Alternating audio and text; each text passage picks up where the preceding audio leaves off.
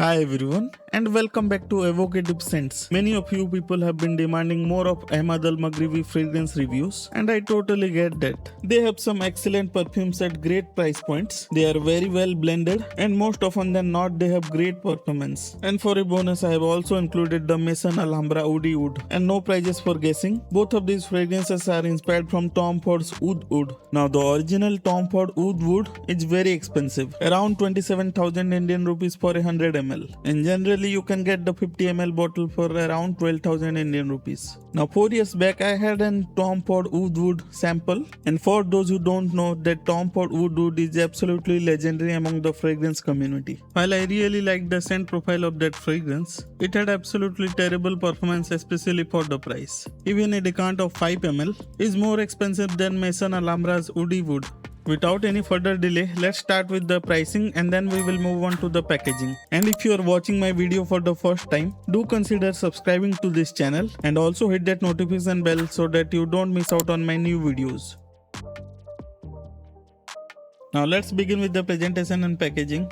And we will start with the Royal Wood from Ahmed Al Maghribi. The box has various shades of grey along with gold accents all over it. There is some sort of woody pattern that goes throughout the box. At back of the box there is the composition section, manufacturing details as well as the hologram. I have kept this fragrance over a month now, and generally I don't post a fragrance review video just after buying a fragrance so that you can get a good idea of the performance and any shortcomings if it is present. And at the front there is a pull tab and it kinds of folds and open up. Well, I am not a big fan of this kind of boxes because had it been a magnetic flap I could totally understand that, because by any chance if you get the box upside down then you risk losing out on the perfume bottle. Now the bottle looks really classy. I don't know if the camera is catching it well enough, but the bottle has a granite like finish to it. At the bottom you get that Eau de Parfum sticker, but there is a minor problem with the bottle. The glass has been finished with some sort of a lacquer, and if the bottle gets even a slight amount of bump, then you risk chipping out that lacquer.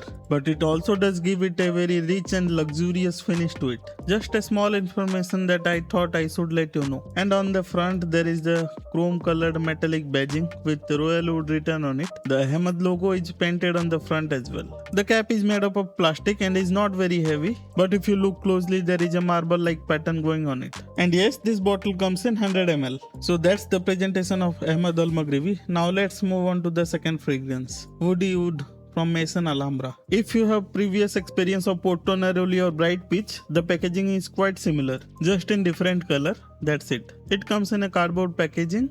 At the bottom you get that batch code and expiry date, and it's little dirty on the bottom because it is a very old bottle and they are slowly changing the bottle design due to some legal issues. The fragrance will be same but they will come with a new bottle design, and if for some reason you want this bottle design then grab this fragrance before they stop making these kind of bottle designs. And if you know, this is almost that same bottle design as the Tom Ford one. While taking an inspiration from the fragrance is not a bad thing, it is going a bit far. But I do like the bottle design because it really looks very cool.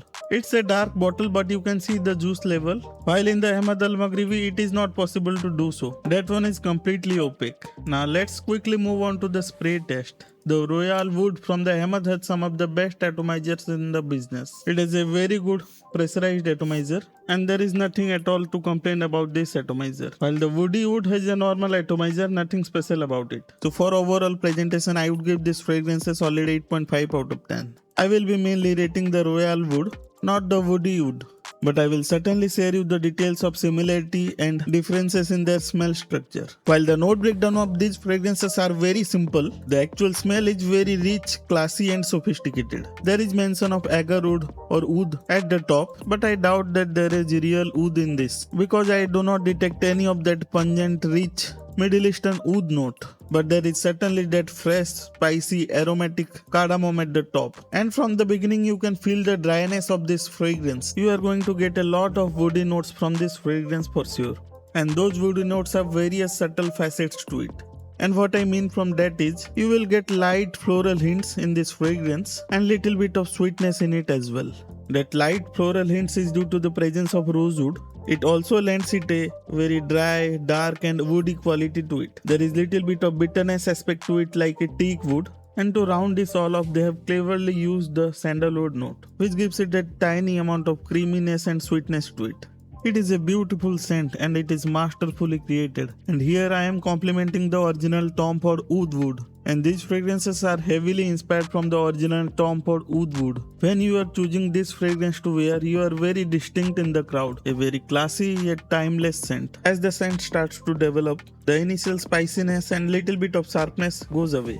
In the base there is that vanilla along with the ambery accords that gives this fragrance a lot more refinement and balances out that dry woody notes. The dryness of this fragrance is also due to the vetiver, and these sharp notes are very well balanced with the sweet notes. Mind you, this is not a sweet fragrance. I don't want my explanation to give you a wrong impression of this being a sweet fragrance. At the same time, I feel that this fragrance is an excellent option for layering. Now about the differences of these two fragrances. The Maison Alhambra one has little bit of added sweetness and more prominent vanilla. The Royal Oud in the other hand has little bit of lesser vanilla, but the woody notes jump out a little bit more. The blending of the fragrance is a lot better in this case, and you can smell that distinct cardamom note and the rosewood nuances. If you want a little bit of sweeter experience, then go with the Woody Oud. For the extra price, you are getting a little more juice and a little more refined fragrance. For the scent profile, I would give this a solid 9 out of 10. And as far as versatility is concerned, this is definitely a fragrance for the dressed up situation. More for the formal events and more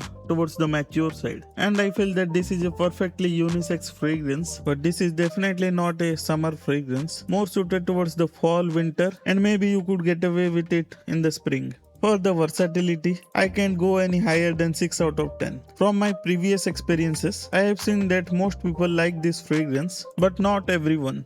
From the note breakdown, you might get an impression that this is a very dense scent, but actually it isn't a dense fragrance. In fact, it is very light and airy in nature. And this leads to my next point of discussion, the performance aspect. Earlier in this video, I had said that the original Tom Ford Oud Wood didn't have very great performance, and neither these two have. In terms of longevity, I get anywhere around 3 to 4 hours on skin from both of these fragrances, and on the clothes it's 5 to 6 hours at max. For the performance, I would give this fragrance a 5 out of 10. And overall, this fragrance deserves a total of 8 out of 10. And this score is mostly for the scent profile. So what are your experiences with these fragrances? Please let me know in the comment section down below. And if you like this video, give the video a thumbs up. And if you love fragrances and fragrance related content, hit that subscribe button as well. If you have any feedback for this or any of my previous videos, feel free to comment down below. So that's it for today's video, and I will meet you all in my next video.